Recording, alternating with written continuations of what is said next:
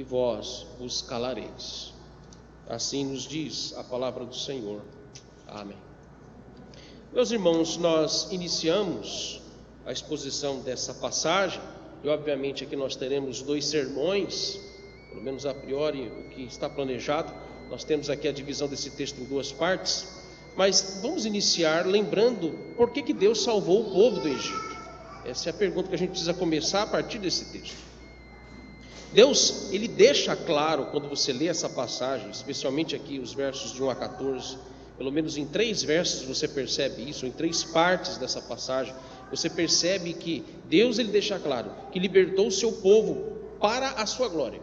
Esse é o ponto central aqui dos versos 1 até o verso 14. Tudo, se nós pensarmos obviamente de uma maneira geral, o princípio geral é que tudo que Deus fez e tudo que Deus faz é para a sua glória. Na prática, isso significa que Deus quer que o seu povo o glorifique, Deus quer que o seu povo o adore. Toda e qualquer circunstância é razão para que nós venhamos glorificar o Senhor. Deus quer que o povo de Israel veja a sua glória através dos seus feitos. E ao ver a sua glória, Deus quer que esse povo o admire de todo o coração. Então nós temos 2 aspectos aqui que nos chamam a atenção para a questão que envolve aqui a glória de Deus. A glória de Deus, em primeiro lugar, no aspecto que diz respeito àquilo que Ele é e aquilo que Ele manifesta.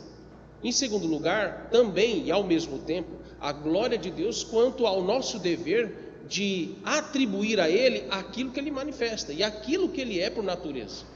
Deus, Ele é um Deus glorioso e a sua glória resplende toda a manifestação de majestade e poder, da qual inclusive isso te impede ou nos impede de ver ao Senhor.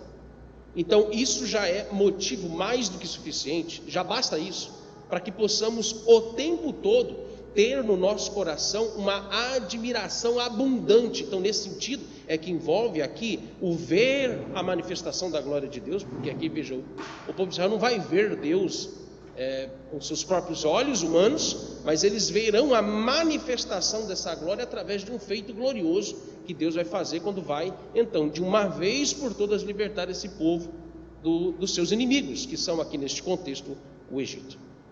No sermão passado, nós vimos que Deus, ele traça um caminho para o seu povo, para a terra prometida. E como é que ele faz isso? Nós vimos em primeiro lugar que Deus guia o seu povo por onde ele quiser. Esse foi o primeiro aspecto. Segundo, nós vimos que Deus, ele guia o seu povo para um caminho difícil, para um caminho longo, para um caminho muitas vezes cheios de surpresas, de situações desagradáveis, cheios de curvas. Mas Deus, apesar de estar neste caminho, um caminho difícil, um caminho doloroso em muitas situações, mas ainda assim Deus guia o seu povo para um caminho onde eles encontram as suas promessas.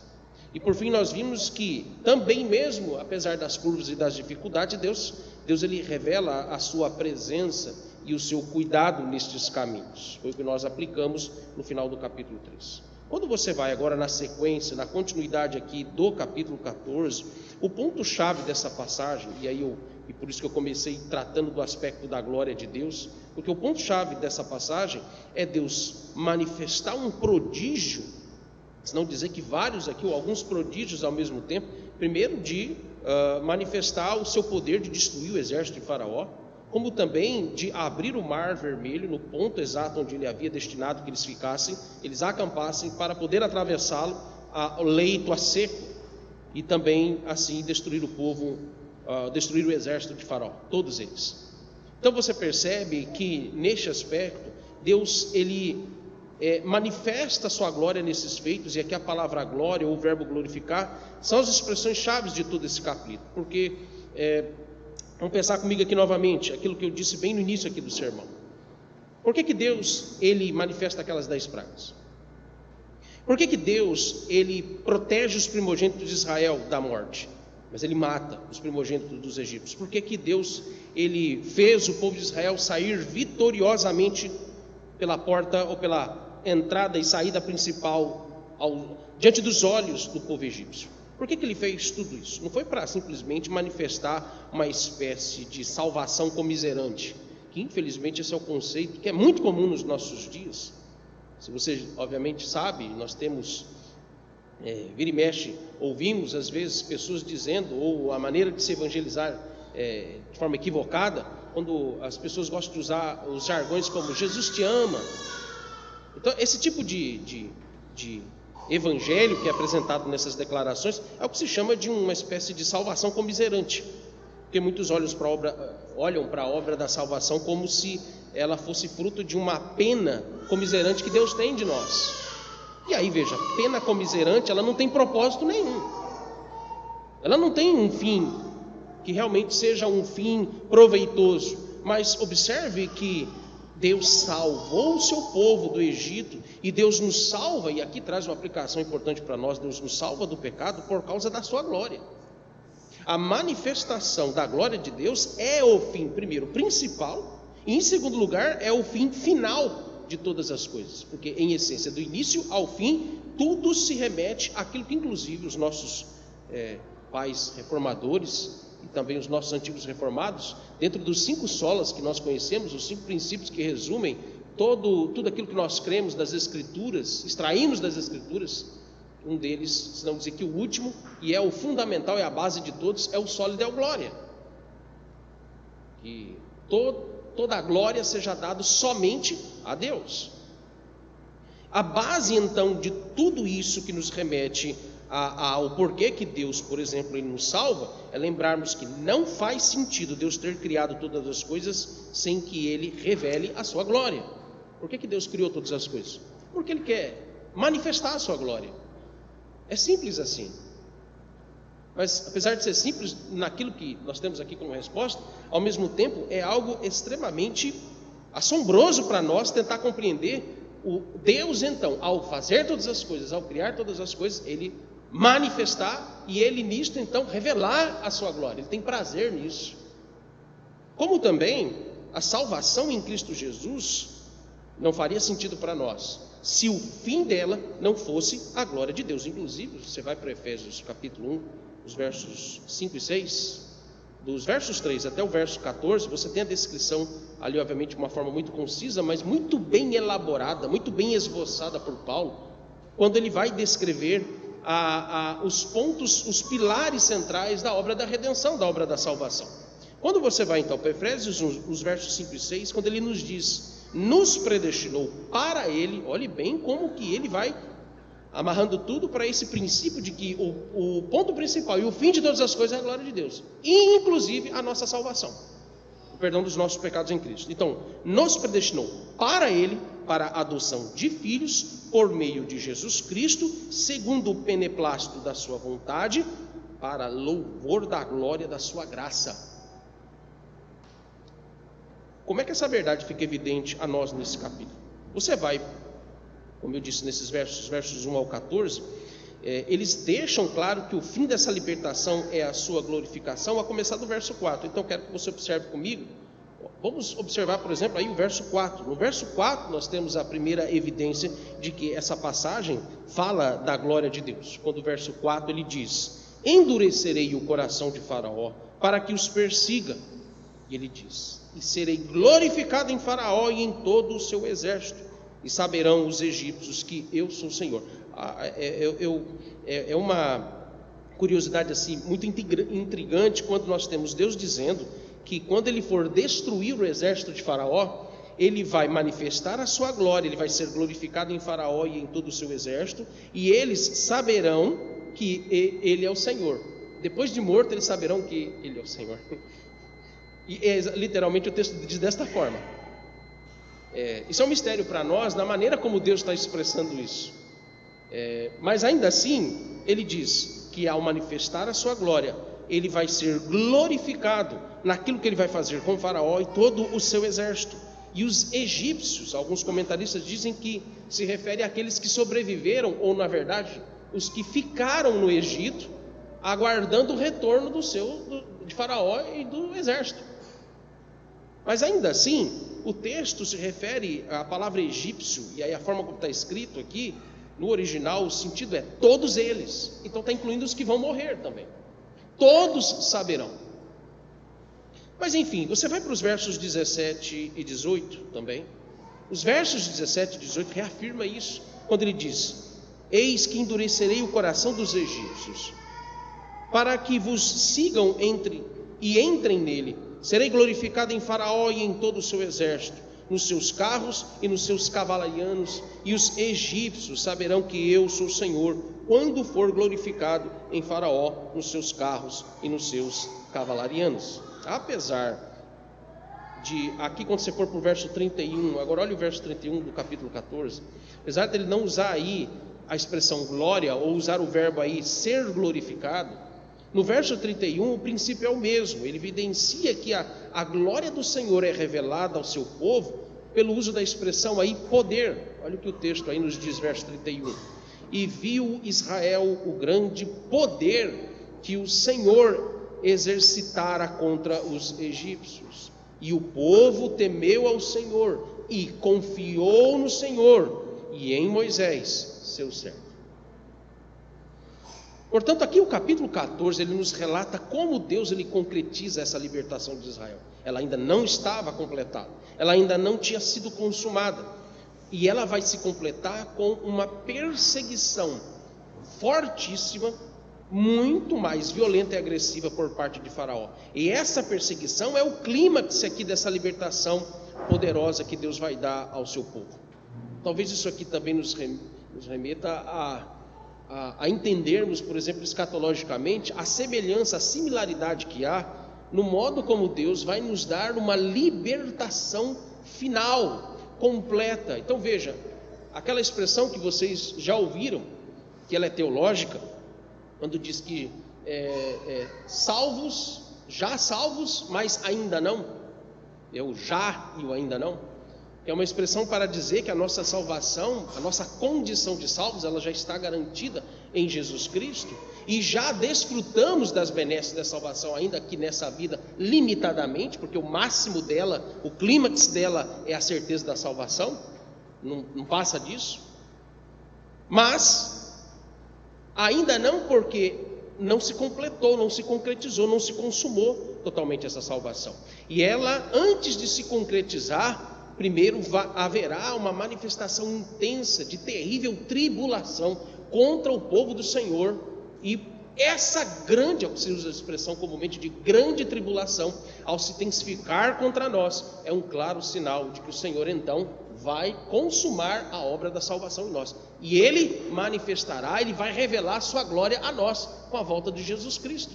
Então aqui nós temos essa similaridade, isso é descrito no capítulo 20 de Apocalipse, quando faz a descrição do milênio, quando fala que no final então desse milênio, veja, Satanás fica preso nesse período, ou seja, ele não tem uma força atuante intensa sobre nós, sobre o mundo da nova aliança, mas então quando estiver próximo à vinda de Jesus, bem próximo, ele vai ser solto, ou seja, ele vai atuar com grande ira, com grande força, com uma intensa raiva e ódio contra a igreja, que haverá então essa intensa, como nunca se ouviu falar na história, essa intensa tribulação e perseguição contra o povo do Senhor. Não sei se eu e você estaremos vivos para ver isso.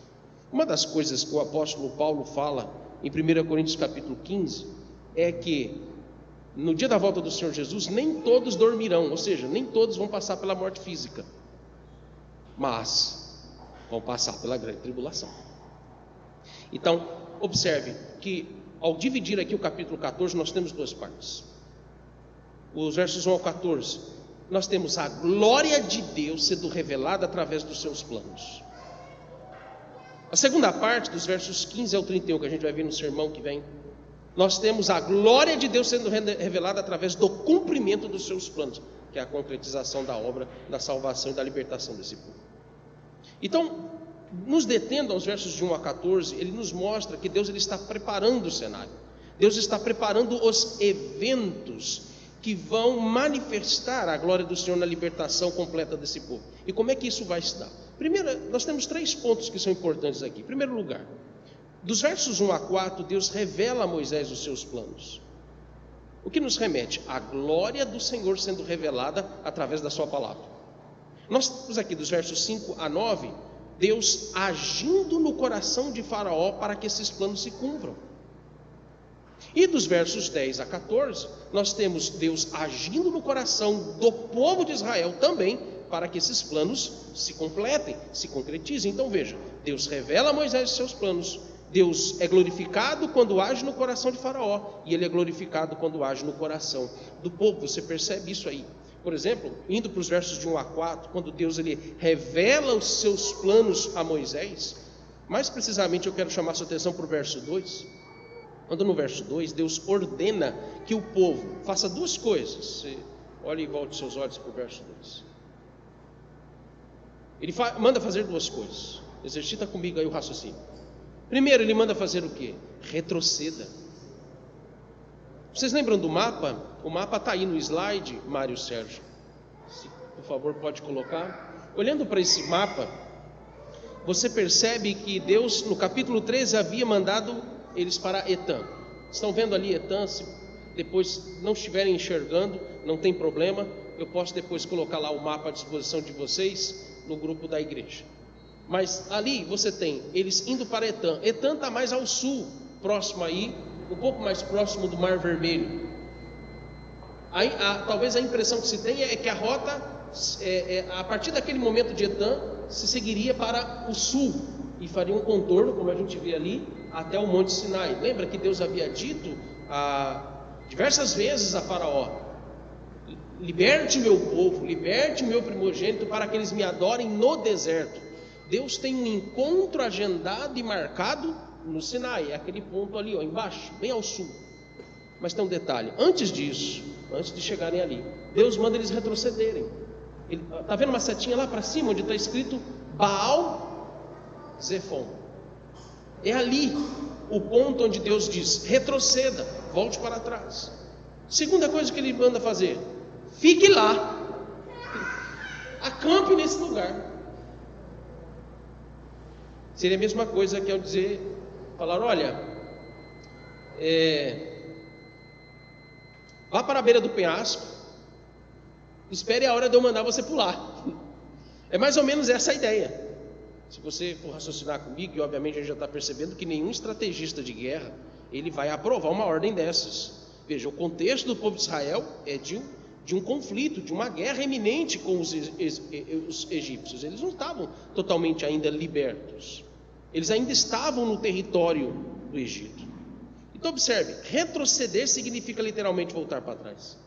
E de fato foi isso que aconteceu. Eles tiveram que retornar de Etã para Baal Zephon, e em vez de se afastarem do Egito, eles se aproximam mais do Egito. Esse é que é o ponto aqui em questão do texto.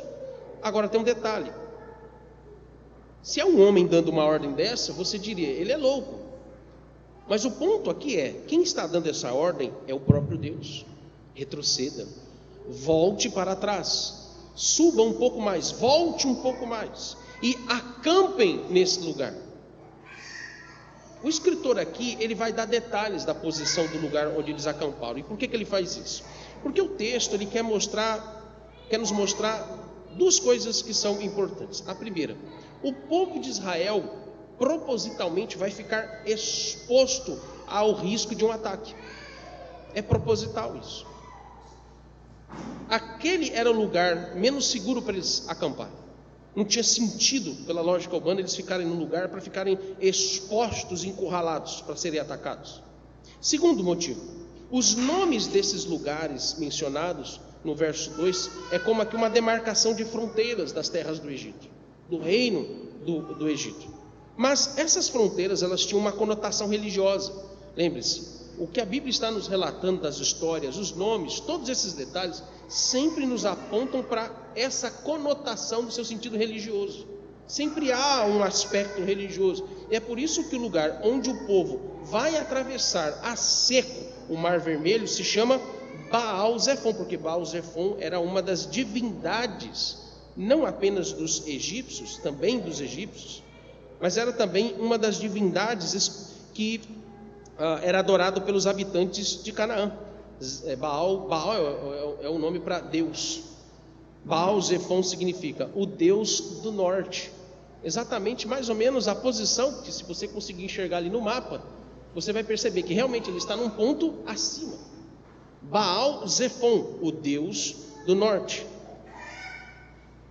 Portanto, é um lugar que tem uma importância global e internacional para aquele momento.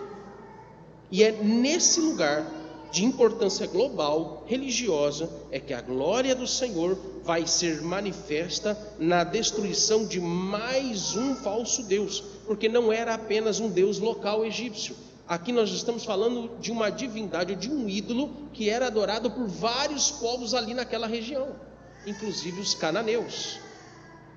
Percebem isso?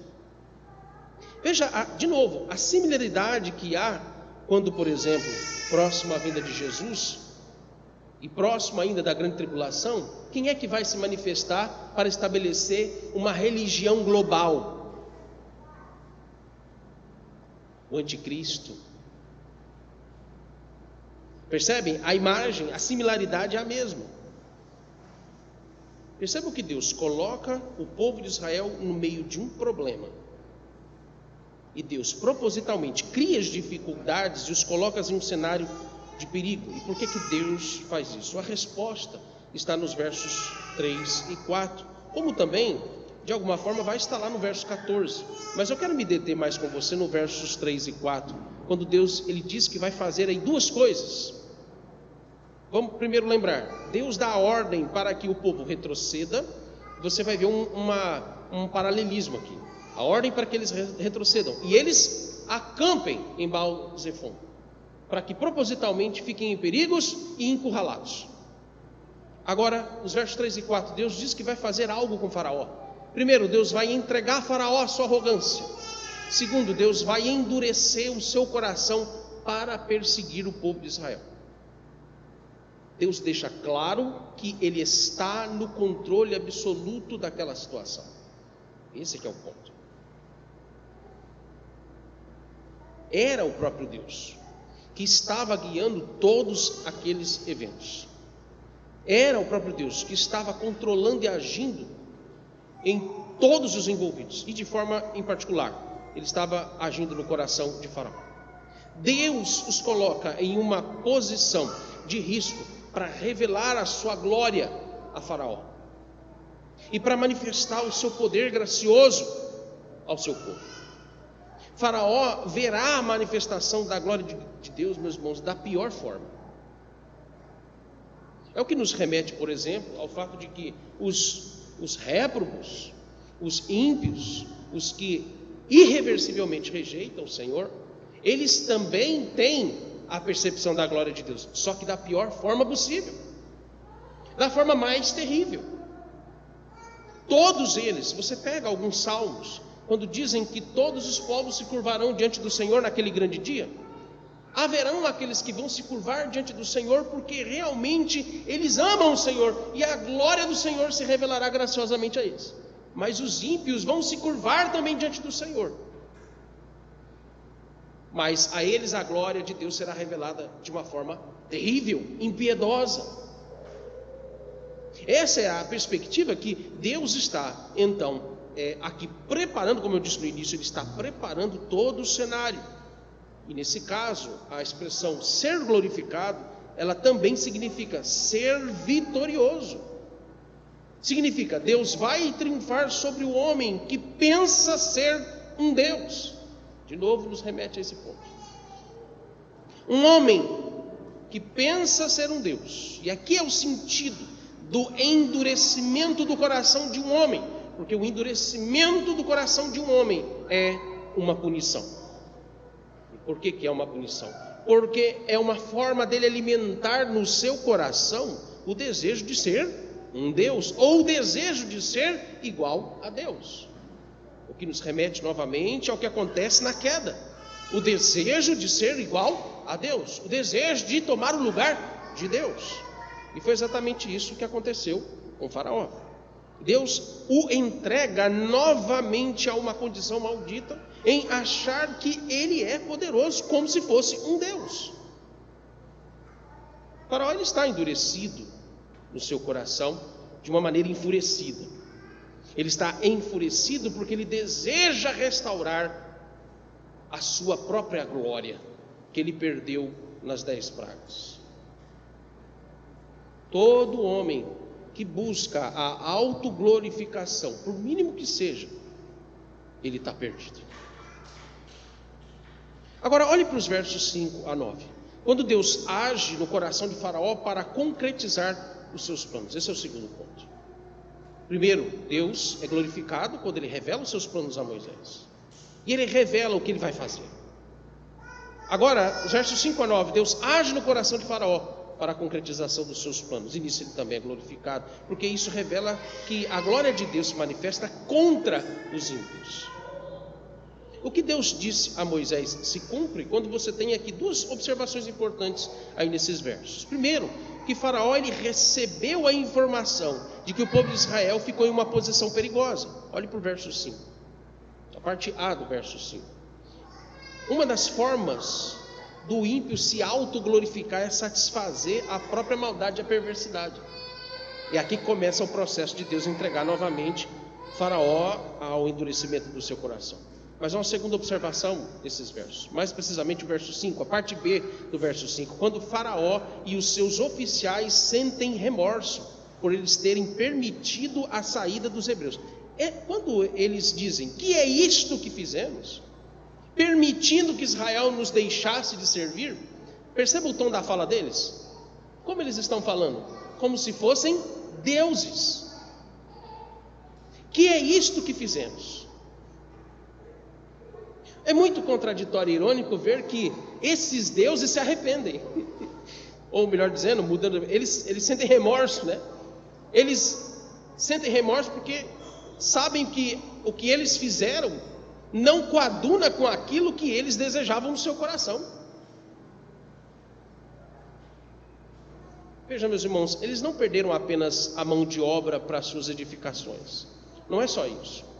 Como eu disse, aqui nós temos uma conotação. Aqui nós temos, em todos esses eventos acontecendo, que está as razões que eles estabelecem aqui nas suas falas, nos seus pensamentos, elas todas têm conotação religiosa, não se esqueça disso, tem uma conotação espiritual.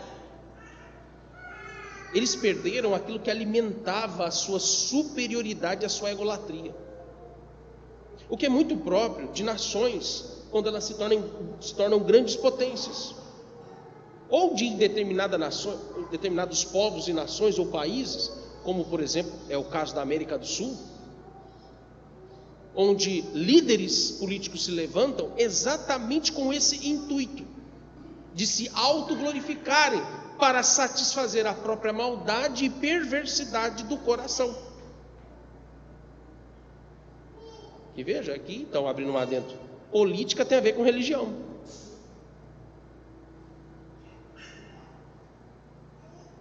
Política tem forte relação com tudo aquilo que é religioso e espiritual.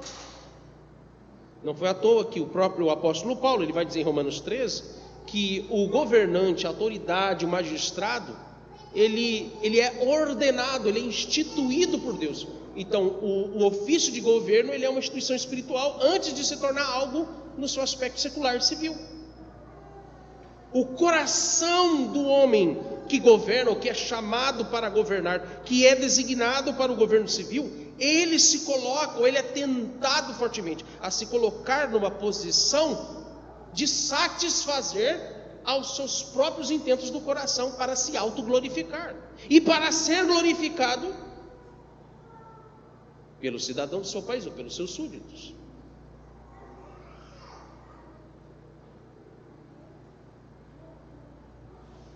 Deus faz com que essa egolatria nacionalista dos egípcios, alimentado por Faraó, se torne um tormento para eles mesmos. Porque os inimigos do Senhor, eles ficam extremamente irritados quando crentes desfrutam de liberdade. Percebam que a liberdade do povo de Deus é um grande pesar para os seus inimigos. Por que eu estou dizendo isso? Eu quero que você perceba quão preciosa é a nossa liberdade. E aqui eu não me refiro àquela liberdade que ela é política, ou aquela liberdade que ela é social, aquela liberdade que é física, aquela que a gente vira e mexe, ouve o tempo todo, todos os dias, liberdade de expressão, liberdade de ir e vir, liberdade de opinião. Mas a nossa liberdade, aqui o texto está nos mostrando, é a liberdade espiritual. A coisa que mais Satanás odeia é a nossa liberdade em Cristo. A liberdade do coração. E aqui diz respeito àquela liberdade que enfurece o mundo, que enfurece os nossos inimigos, que enfurece a Satanás. Aquela liberdade da qual eles não podem tomar de nós mesmos, mesmo que eles nos prendam e até mesmo nos matem. Por isso que o apóstolo Paulo, quando você vai para Colossenses capítulo 1, os versos 13 e 14, ele vai nos dizer: Ele nos libertou do império das trevas e nos transportou para o reino do Filho do seu amor, no qual temos a redenção e a remissão dos pecados. Entendeu o que é liberdade? A verdadeira liberdade, onde é que ela está? Onde possivelmente, se cogita-se a possibilidade de fortemente, em algum momento, daqui a alguns anos talvez, ou pouco tempo do que isso, se formos presos por causa das nossas convicções cristãs, teremos, mesmo que presos, algemados, teremos a liberdade de abrir nossa boca e louvar ao Senhor, ainda que encarcerados, como Paulo fez, junto com seu companheiro Silas, à meia-noite louvando ao Senhor. E enquanto louvavam ao Senhor, Deus revelou a sua glória.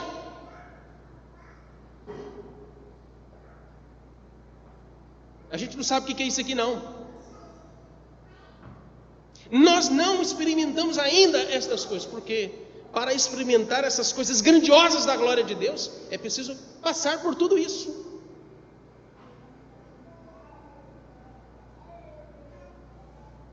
Gálatas capítulo 5, verso 1, Paulo, ele dá uma exortação quanto a ao usufruto, ao zelo para com essa liberdade, quando ele diz: para a liberdade foi que Cristo nos libertou.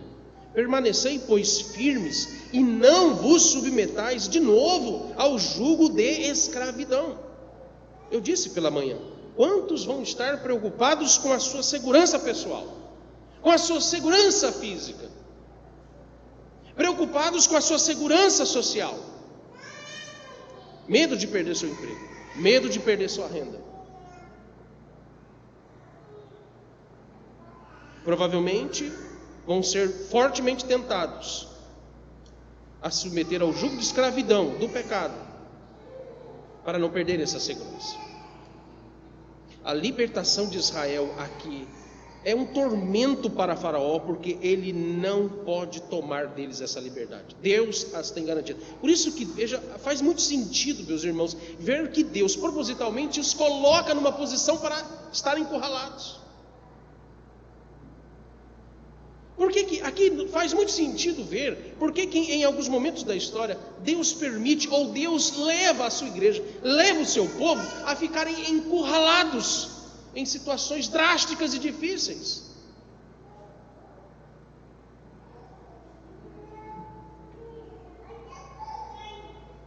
Ele quer mostrar para o seu povo e para o mundo que ninguém pode tomar essa liberdade, da qual ele deu ao seu povo. A nossa libertação do pecado, que é o ponto em questão aqui, é um tormento para o mundo, porque eles não podem tomá-la de nós. Satanás está enfurecido porque não pode roubar a nossa liberdade do pecado. Por isso que eles nos perseguem. Quanto mais nítido ficar essa liberdade, quanto mais zelarmos por ela, mais eles vão se irar contra nós, mais eles vão intensificar a perseguição contra nós. Percebam que dos versos 6 a 9, essa intensificação de perseguição ela é registrada aqui quando o faraó arregimenta todas as suas forças armadas. Todo mundo se volta contra o povo de Deus, que aqui se encontra encurralado em Baal-Zefon. Eles estão no lugar onde um falso Deus é enaltecido pela força desse povo. Essa é a percepção do mundo sobre os crentes. Quando agora aqui nós temos a relação disso com o verso 4, quando lá nos diz que o povo fez o que Deus havia ordenado a Moisés, e assim fizeram. Olha a relação, por que eu estou mencionando isso? Porque qual é a percepção que o mundo tem sobre os crentes? Obedecer a Deus é uma burrice. Olha onde é que vocês estão agora, encurralados. O mundo pensa que nós cristãos somos idiotas, temos atestado de imbecilidade, porque nós simplesmente obedecemos ao Senhor. Quanto mais obedecem, mais se expõem a provocações e incitações. Quanto mais obedecem ao seu Deus, mais atraem para si perseguições. A obediência, de fato, à palavra de Deus, nos deixa encurralados diante do mundo. E muitas vezes nós mesmos pensamos desta forma quando somos tentados a não suportar mais essas perseguições. Achamos, ou alguns de nós acham, um exagero, o esforço de cumprir à risca as ordenanças do Senhor. É engraçado, meus irmãos, porque naquilo que nós não conseguimos obedecer, nós caímos no mesmo pecado de criticar os que se esforçam em obedecer ao Senhor. Já perceberam isso?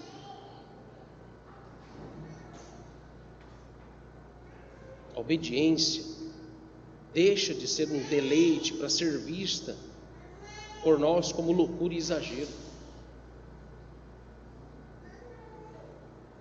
Por isso, é perigoso obedecer a Deus, é perigoso obedecer a sua palavra, porque nós seremos vistos como pessoas perigosas, seremos vistos como pessoas radicais, ainda mais nesse momento, porque a tônica, a justificativa para a perseguição contra nós, ela será simplesmente de nos acusarem de sermos antidemocráticos, de sermos pessoas que incitam violência. É isso que já está sendo dito contra nós. Mas por que isso acontece? Porque Deus, Ele endureceu o coração de Faraó. E aqui eu quero chamar a sua atenção para o sentido da palavra endurecer. E ela tem forte relação com a palavra ser glorificada. As duas palavras, elas se contrapõem aqui. A palavra endurecer significa literalmente tornar pesado.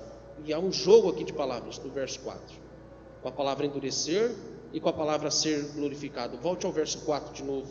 Endurecerei o coração de Faraó, para que os persiga, e serei glorificado em Faraó. Em outras palavras, Deus vai deixar o coração de Faraó pesado, para revelar o peso da sua glória. Perceberam o sentido aqui que está colocado? Deus vai deixar o coração de Faraó pesado, para que ele veja nitidamente o peso da glória de Deus quando ele for destruído.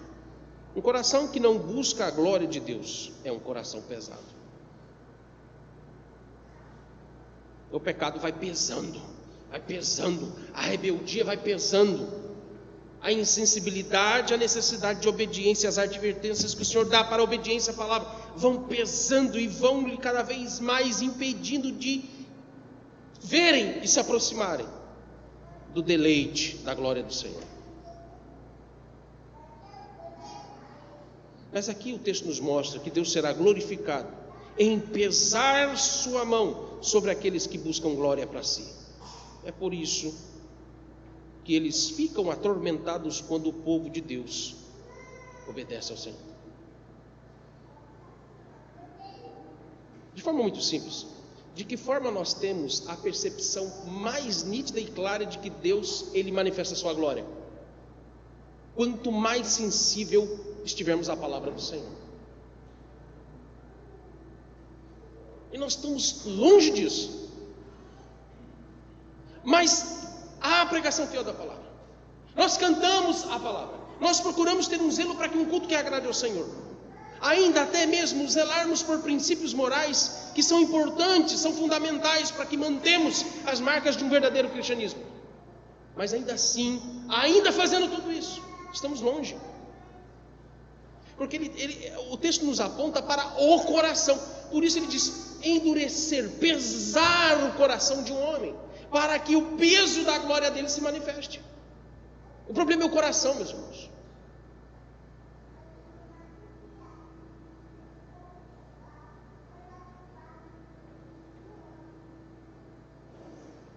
Cristo, neste aspecto, é a manifestação máxima da glória de Deus. Por isso que quando nós vamos para João capítulo 1, verso 14, ele diz isso. E vimos a sua glória. A glória do unigênito como a do Pai.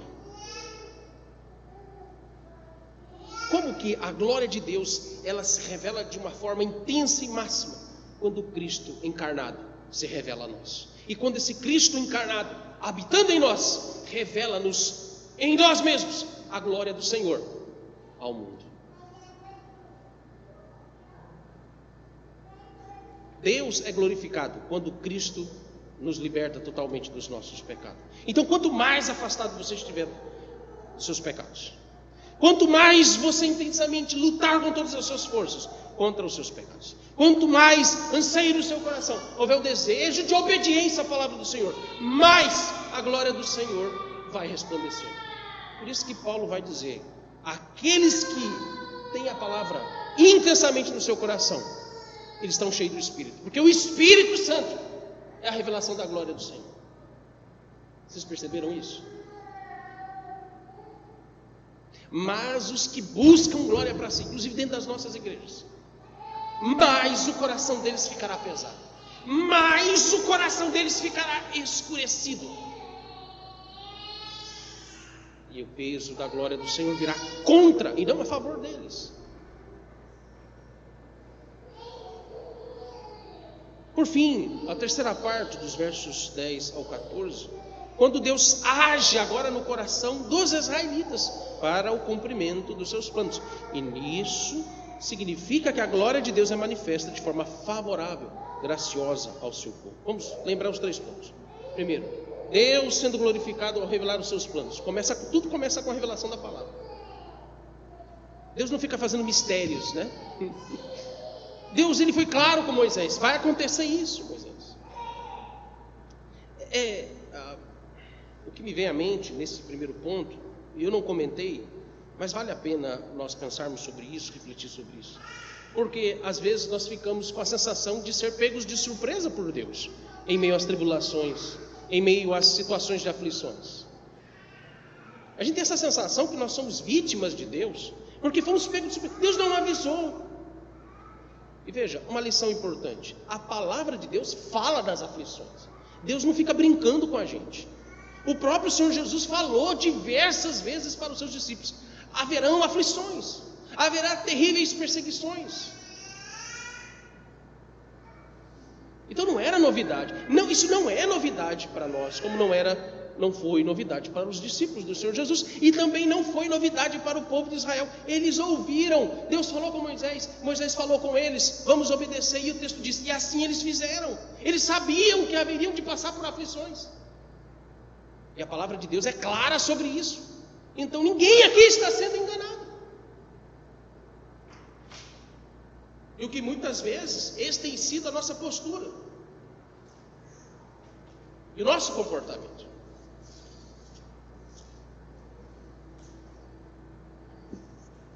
Em segundo lugar, Deus então é glorificado quando Ele age no coração contra o ímpio. E agora, versos 10 a 14, Deus age no coração dos israelitas para cumprir os seus planos. 2 reações revelam o coração do povo de Deus nessa situação. 2. E o que me chama a atenção é que as 2 revelam que eles não são tão diferentes assim de Faraó. Nós não somos tão assim diferentes. Quando vai falar da natureza humana, somos tanto quanto eles. A mesma coisa. Porque observe, no primeiro ponto, há um aspecto aqui positivo. Eles ficam alarmados, o que é natural do ser humano. Mas o texto nos diz no verso 10 que eles clamam ao Senhor. Segundo, aqui é o aspecto negativo. Eles se queixam a Moisés da condição em que o Senhor os colocou. É o verso 14. Pode-se dizer que o coração do povo também se encontra pesado. Veja, Deus falou: eu vou pesar, vou deixar o coração de Faraó pesar. Mas também aqui, o coração do povo, que é o primeiro ponto, o coração deles também fica pesado. Quando as aflições vêm contra nós, quando nos encontramos em grandes dificuldades, o nosso coração também fica pesado. E quando o coração fica pesado, não conseguimos perceber a manifestação da glória de Deus. Perceberam então porque nós não somos assim tão diferentes deles?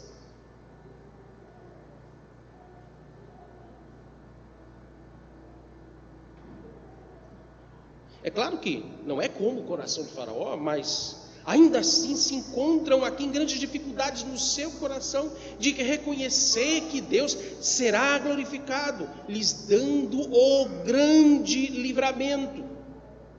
Vejam, eles começaram bem, porque o texto diz, clamaram ao Senhor. Mas, meus irmãos, enquanto clamavam ao Senhor, o temor começou a tomar conta do coração deles. O desespero começou a falar muito mais alto no coração deles do que a palavra do Senhor. E isso começou a minar a confiança deles em Deus. O temor os levou a não reconhecer naquele momento que Deus estava no controle daquela situação. E aí vem a reclamação do povo. E a reclamação do povo consiste em dizer aqui, primeiro, não teria sido melhor ser sepultado no deserto? Eu mencionei isso no sermão passado, na comparação com o que temos ali dos ossos de José sendo reconduzidos à sua terra, à sua pátria natal, à sua casa. Quando ele havia exigido, em Gênesis capítulo 50, versos 25 e 26, que quando Deus os visitasse, a palavra visitação tem a ver com manifestação da glória, está interligado. E quando Deus os visitasse para tirá-los dali, que eles levassem os seus ossos, que ele não ficasse ali, ele não fosse sepultado no Egito, porque ele não era do Egito. E aqui o povo de Israel comete a loucura de falar o contrário. Porque, veja, José, confiando nas promessas do Senhor, diz, me levem, me enterrem na nossa terra, porque eu não sou do Egito. E aqui eles dizem, nós preferimos ser sepultados no Egito do que ter de morrer neste deserto. Olhe bem isso.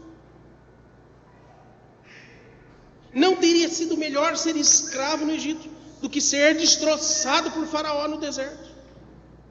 E aqui o perigo maior da fala do povo de Israel, porque eles não se referem em si a Faraó como a causa de serem destroçados no deserto, mas eles se referem ao próprio Deus, porque eles haviam experimentado, eles haviam testemunhado do poder de Deus, eles viram o que Deus foi capaz de fazer. Então eles se referem a esse poder como aquilo que se levanta contra eles. Vamos ser destroçados pelo Senhor, porque é Ele quem está agindo, e colocam a soberania de Deus em xeque, culpando Deus do que estava acontecendo. O verso 5 tem uma relação forte com essa parte aqui diz do capítulo 14. Porque no final nos diz que eles fizeram o que o Senhor havia ordenado, retrocederam. E aqui nós temos a relação da obediência e da fé. Você deve se lembrar que uma parte desses versos, na segunda parte, quando o texto nos fala de Deus agindo em Faraó, o texto nos diz que quando Faraó arregimentou todas as forças militares que ele tinha à sua disposição.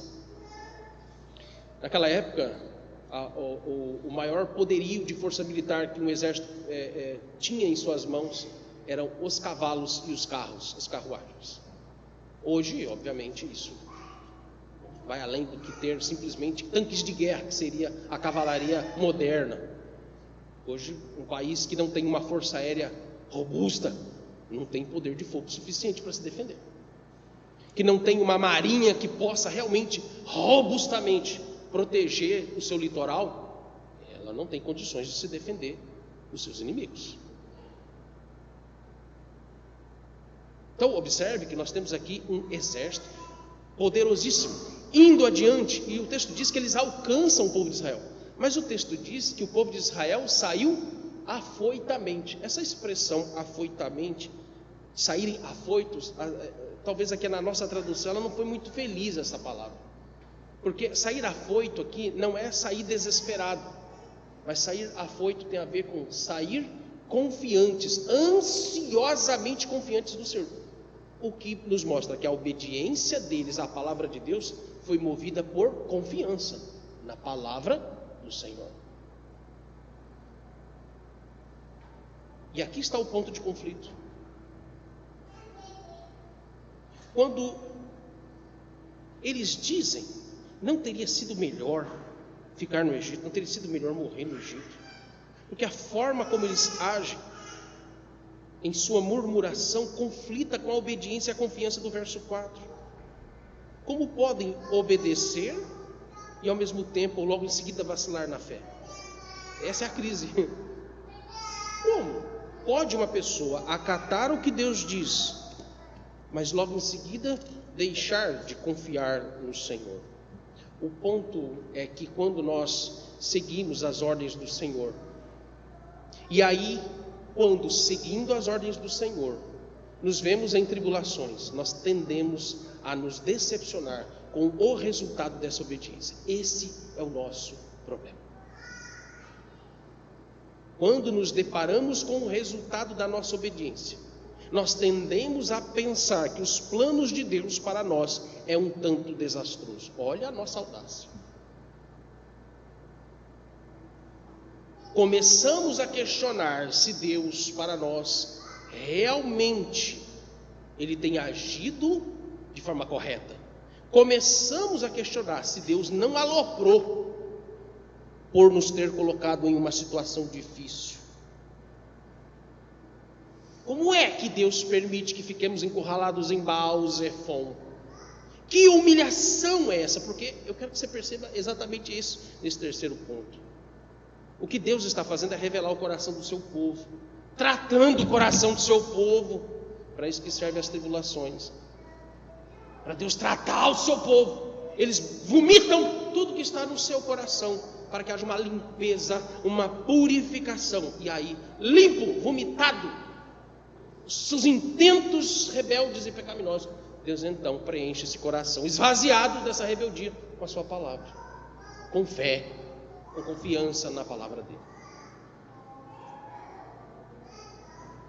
Mas eu quero que você perceba que a posição que eles estão realmente é uma posição absurdamente difícil, porque estar em Baal-Zephon é uma situação extremamente humilhante, porque ali o Deus do norte é adorado pelos egípcios e pelos cananeus, os dois inimigos, o inimigo do passado e o inimigo do futuro. E supostamente será ali a destruição de todo o povo de Israel. Supostamente. Não é assim que agimos.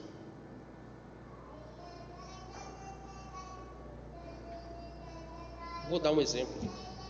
E que isso é uma realidade agora para nós. Agora, a partir de agora, até o próximo domingo. Quando, ao passar pelo dia do Senhor, ouvindo a sua palavra, após ter a nossa confiança renovada pelas exortações que o Senhor nos deu, nós vamos voltar para as nossas atividades da semana.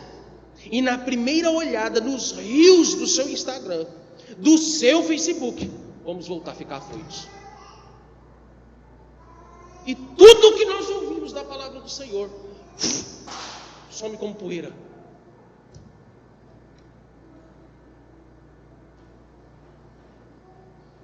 Quando nas postagens e mensagens encaminhadas pelos nossos WhatsApps, ficamos alarmados e frustrados, e ali a nossa confiança renovada se esvai, passamos a pensar e agir como o povo de Israel.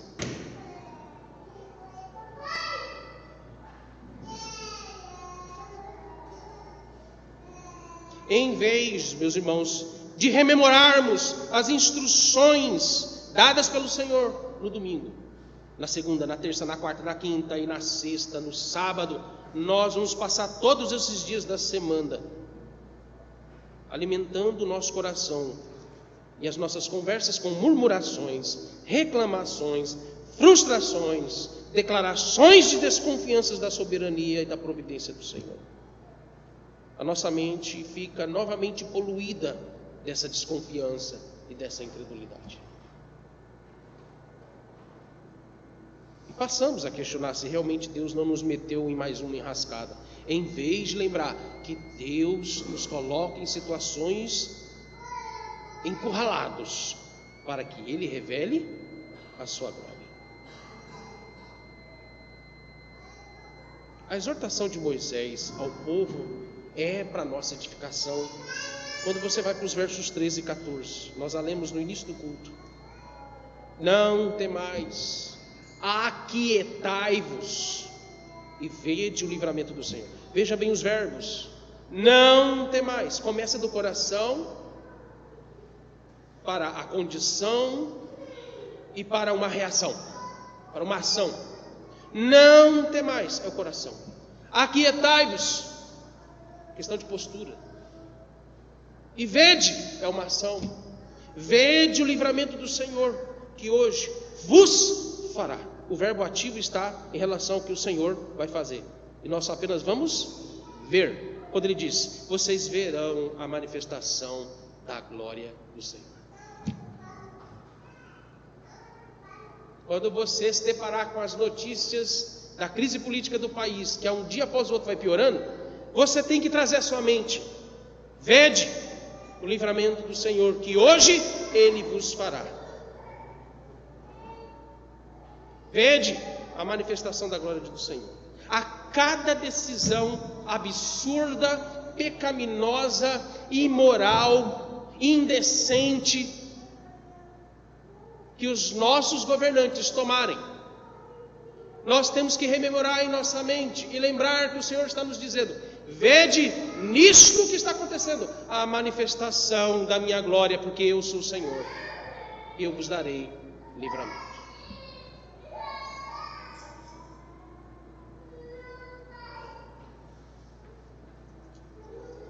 Primeiro, essa exortação tem um tom propositivo, ou um tom positivo, quando ele diz, não temais. É engraçado, porque a exortação positiva, ela está usando um advérbio de negação, né? Não temais.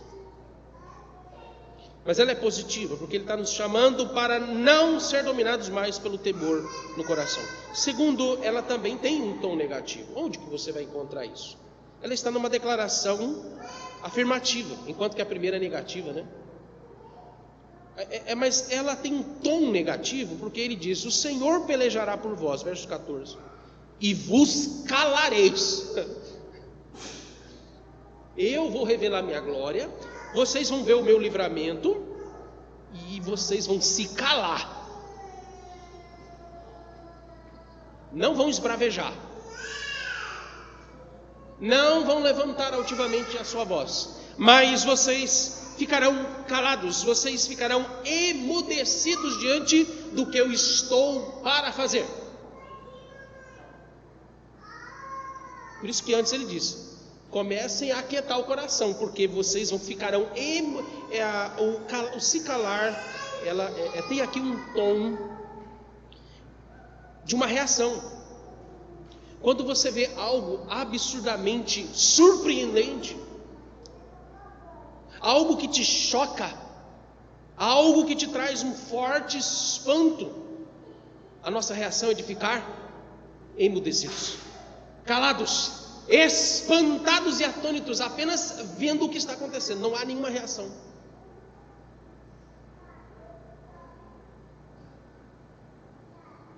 A razão da nossa falta de confiança no Senhor, em meio às tribulações, é um motivo apenas: temor. Sempre nós seremos tentados a temer tudo neste mundo, menos o Senhor. O medo, meus irmãos, eu quero relembrar isso a você novamente, porque eu sei que você já ouviu isso algumas vezes em outros sermões. Mas lembremos novamente que o medo é uma reverência. O medo, o temor do coração é uma forma de admiração, de subserviência, é uma forma de devoção a tudo que nós consideramos estar acima de nós. Esse tipo de admiração ou de devoção é por si mesmo pavorosa e perturbadora, porque ela é incitada a partir de uma fonte chamada pecado.